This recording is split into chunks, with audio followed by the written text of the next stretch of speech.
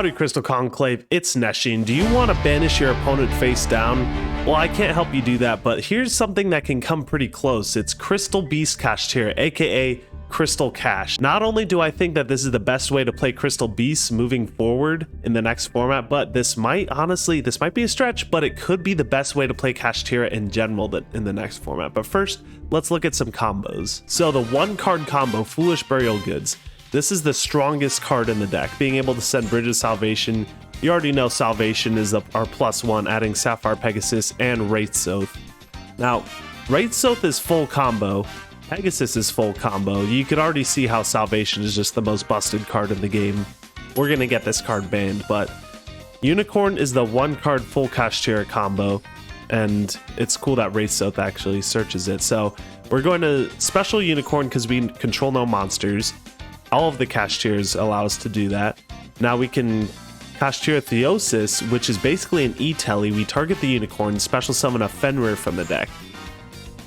And then Fenrir, we could just add any Kashtira. We're going to add our Rise Heart. And we're going to overlay both of these into the mini-boss, Kashtira. Now, we're going to activate Rise Heart's effect. Since we control another Kashtira, we could just special summon it from our hand. So this is cool because we can control monsters and still summon this guy. And we'll use his effect, banishing a Kashtira card from our deck, to change his level to 7, banish the top 3 cards of our opponent's deck face down. This triggers both effects.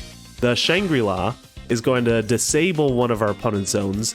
The Big Bang is going to attach itself to our Shangri-La. It's going to add Fenrir to our hand and then special summon the Fenrir. So Big Bang is kind of a Garnet, but it's still pretty slick. We have ways to not play with the Garnet. So Wraith Soth just pops a card whenever Shangri activates its effect, so that's kind of busted. But from there, we're just going to go ahead and go into a Rise Heart. Now Rise Heart is the big boss monster. We're just going to use this Rise Heart. And then we could just, on top of all of that, normal summon Pegasus. We still haven't normal summoned yet. Grab Zenith, and then Zenith's effect, going to special Pegasus, and add Rainbow Dragon. And from there, a Rise Heart is going to activate its effect. It's just a mandatory effect. We could just add back Big Bang to it. And we'll overlay, it's matchup dependent what we want to do with these two Pegasuses, but we'll just overlay for a giant hand. So this is all just off of one Foolish Burial Goods. Just Crystal Beast being able to give an extra negate is pretty slick, and giving the Rainbow Dragon, but Crystal Beasts have access to the entire rank 4 toolbox, and that allows us to do some pretty crazy things that Kashtira otherwise wouldn't be able to. Let's go into the next combo. Here's another one card goods combo for you. We don't have to do a Rise turn 1, but a Rise is just a house turn 1. We'll go ahead and add Pegasus, do Wraith Soth. It's going to be, I don't even know how to say this, Wraith Soth? It's going to be looking similar to the first one for the first bit, but we're going to do something a little bit different. So this deck doesn't have just the same line every single time. You can have a little bit of fluidity. With Theosis for Fenrir. Fenrir effect, add Rise Heart. And then this is where we're going to summon Shangri-La. And then Rise Heart will activate its effect. Special summon. And then we'll activate its effect. Banish Big Bang. Just the same thing. Shangri-La. Hit a zone, Big Bang, add Fenrir, and special summon it.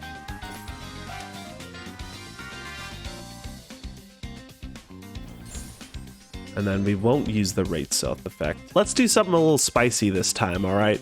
Let's do normal summon Pegasus. Alright, you with me? Pegasus effect. We'll grab a Zenith. Zenith effect. Grab a Pegasus, add Rainbow Dragon. We won't activate the Pegasus effect because it's negated. And we're going to special summon Spriggan's Merrymaker. What the heck? What does this guy do?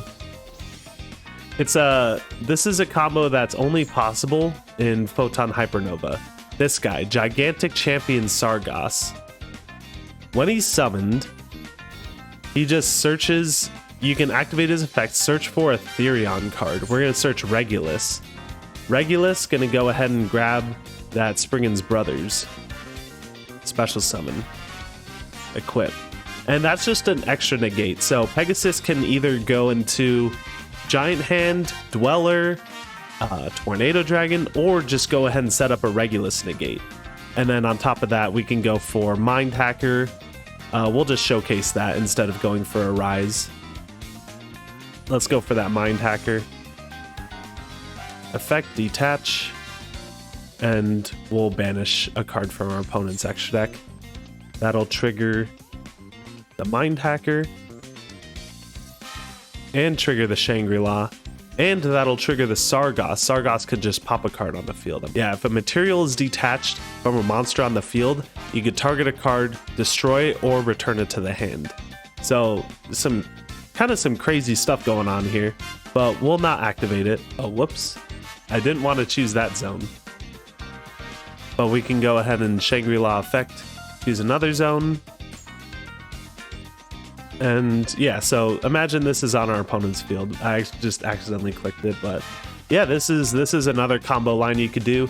Realistically, I would not play this engine. It's just a little too bricky. You're playing the Regulus and the Spriggan's, whatever his name is. This guy's Spriggan's Brothers.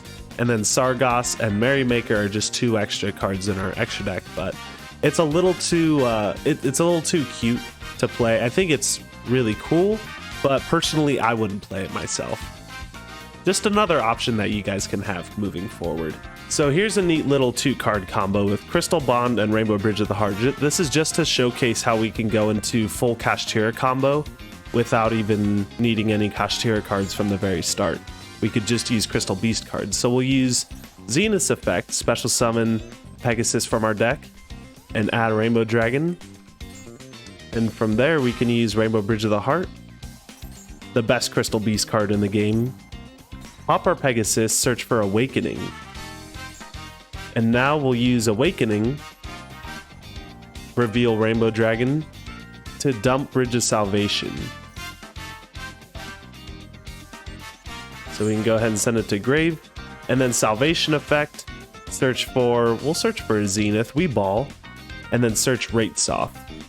So now you can see Bridge cleared the way too for us to go ahead and do our Kashtira plays. So now we can summon Kashtira Unicorn, and then that's the combo from there. So, and then we still have our Pegasus normal summon. We don't have a Zenith effect, so we can't make an extra rank 4. But still, this is kind of crazy being able to go into full Kashtira combo off of just Crystal Beast cards. So just another look into the synergy between these 2 archetypes. Here's a 3-card combo that showcases another reason why to play Crystal Beast in Kashtira and why they would just mix so well. So we could do full Kashtira combo here.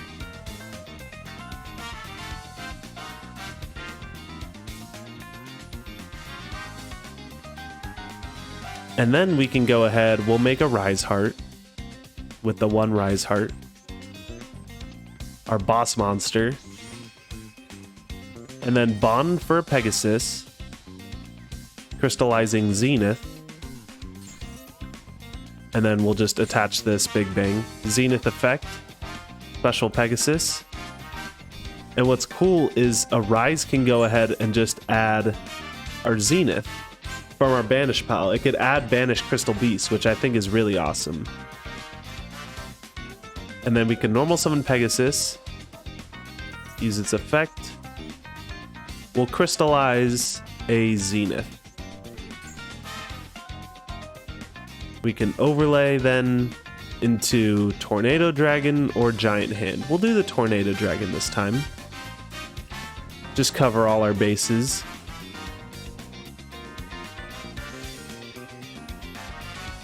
And then we could set Miracle. So what's crazy is Crystal Beasts have a searchable negate. This thing can be searched by Rainbow Bridge and Rainbow Bridge of the Heart. So we have lots of ways to go ahead and get into Crystal Miracle. And this is the one thing that Kashtira lacks, honestly. Kashtira has so much going for it, but the one thing it lacks in its end board is a way to stop Swords of Concealing Light or Book of Eclipse, Evenly Matched, Dark Hole. It has a hard time against board wipes, but with just one negate with Crystal Miracle, a card that's not even once per turn, which we could activate multiple in the same turn, I think it just takes it over the top. So I think this is the one inclusion, if nothing else, that Crystal Beast provides for Kashtira. This is the one inclusion that truly makes it just another level. Yeah, pure Cash needs to open Judgment, but we can go ahead and search it with our archetype that uses Crystal Beast along the way with searching the Kashtira field spell, which is just insane to think about. This is the deck profile. We have a full Conclave control engine, -1 Crystal Beast name, and minus a couple Conclaves. So this really can just play like Conclave control, but the added bonus is we can have an actual combo with Conclave control. So imagine playing a control deck, but you can just play like a 1-card combo on top of it.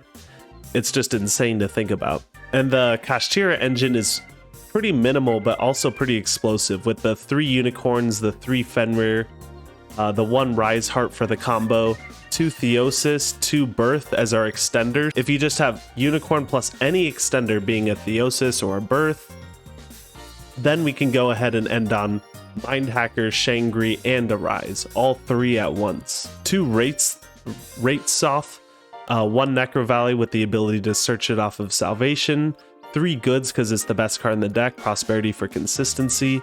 We have the 1 Salvation, which is a brick, but what's cool is we can use Tornado Dragon to pop it during our turn, or Draco Sack. So what's neat is Draco Sack can actually destroy the Salvation. If we have 2 7s, that's what this thing is in here for, and I think that's pretty crystal based. 1 Conclave, which can honestly be cut, but it's nice to be able to play Conclave control at least for 1 turn. Sometimes you just have like a Fenrir sitting out here, you search a unicorn for the next turn, and then you can just play Conclave control until then. So that's a neat way to play this deck is, you know, you can wait a turn, you can afford to, and then you have 2 Miracle. You could play 3 in all honesty. 2 is just fine though. Ideally you end on 2 Miracle plus your full Kashtira end board, and then the 1 Big Bang, which is a brick, but that's part of the reason why we play Scareclaw Kashtira. This guy can be searched if we do open the Big Bang, and he can pitch it from hand, or you can banish Kashtira cards from our graveyard. You can banish the Theosis, grab a Kashtira card that's banished off of Theosis's effect. And this is really cool alongside Baguska. So Crystal Beast boss monster Baguska, you love to see him. Pegasus is a 1-card Baguska, and then Scareclaw Kashtira could still attack while Baguska is up. So this is a cool way to out opposing Baguska, and we could just make Baguska ourselves, summon this guy and attack, and I think that's kind of funny. And yes, under a Rise Heart too. So the problem with Conclave in this deck is it sends itself for cost, which we can't do under a Rise Heart's effect because a Rise Heart is a macro, it's a walking macro, which is amazing, but we can't do Conclave. But the other thing that's pretty cool is Goods has more targets in Big Bang, but I mean, we do that with a combo, but we could also send Theosis. So under Rise, Goods sends for effect. With a card that sends for effect, we could still activate it and it would just get banished. Whereas this sends for cost, we can't activate it. This we can actually activate, it would banish the Theosis, and then Theosis gets its effect, add back a banished Kashtira. So it's neat having multiple applications for Goods in this deck. Now the ratios for this are pretty solid. I've worked on this alongside other Crystal Beast enthusiasts such as Mr. Clifford and Jono, so shout outs to you guys for helping me build this. But this is just the beginning of the Crystal Cash conversation. I want to go ahead and keep talking about this with you guys because I do truly believe that this has a lot of insane tier meta potential in the Photon Hypernova format, but only one way to find out for sure, right? Some other cards I want to talk about in the extra deck, you saw the Mind Hacker. Dark Arm, the Dragon of Annihilation, is a rank 7 that we can make going second, so he's pretty cool at clearing boards. We have rank 4s, you already know how it works. Ladies and gentlemen, that's time in the round. 1 Zeus, so what's neat about Zeus in this format is we can summon any Kashtira going second against the mirror, and, you know, our opponent activates Shangri in the standby, we can special any Kashtira and then just slap an Arise Heart on top of that, because as long as any Shangri era activates its effect, either player, we can just slap this down on any Kashtira, and then we can attack, make Zeus, and I think that's pretty cool. But maybe think about playing a second Zeus, because with Mind Hacker and Unicorn running around, we're going to want to play more than one of any mission critical cards. So Shangri-Ira, Arise Heart, these guys are pretty mission critical. Everything else is pretty much toolbox, but we absolutely need these guys. So that's why we're playing multiples. We don't want our opponent to just banish the one of and then we're just SOL. And Zeus might just be one of those cards. We'll have to see how the format shapes up and what we might take out for Zeus. Maybe the Cowboy, but we'll see. I love Cowboy. The one Bujinki Ashima. So this guy on paper is like cracked. You know, it's a crazy extender for turn 3 plays, being able to special summon any card from your hand or graveyard of the same level, being level 7 or level 4. Now you can make this with 2 Pegasuses or 2 Kashtiras, but I've never summoned this yet, and by the time, I feel like I would be in a pretty good position already by the time I summon this, but in theory this card is crazy. For the side, I mean, Tirashizu is still going to be the best deck of the next format, so we gotta side the Shifter. And then Isolde Zone and Zombie World are the field spells of choice going against other threats of the meta. So Zombie World, of course, against Fluandreeze. Like it or not, Fluandreeze is still one of the strongest decks of the next format.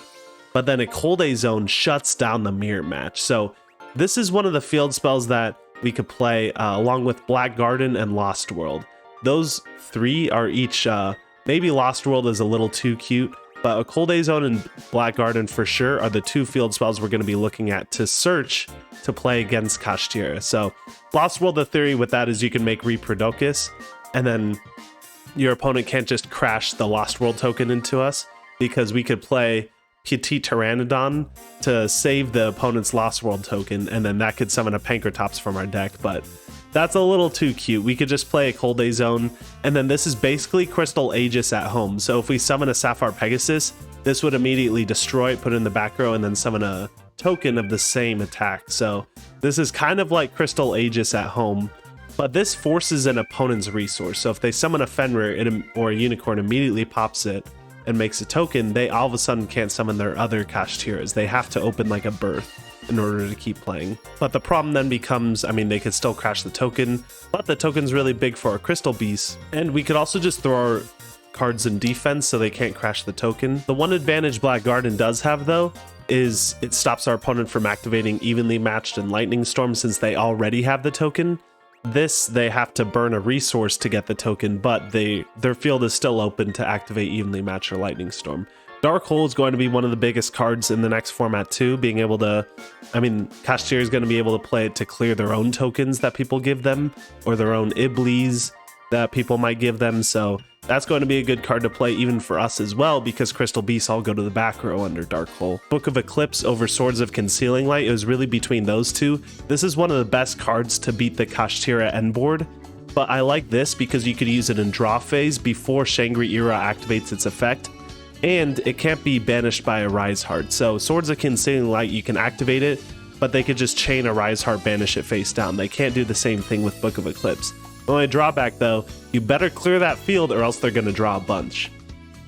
Now we have Duster, this could be anything really, but Evenly Matched is another great card to play against Kashtira. Like I said, they have no negates unless they're playing specifically Crystal Beast Kashtira.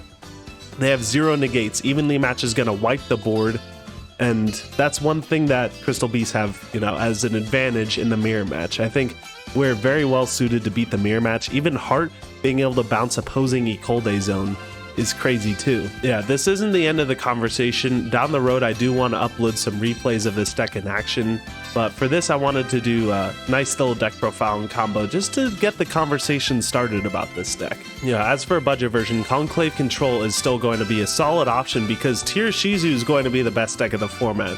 Even though Kashtira is entering in, it's still going to be just like the second or third best deck.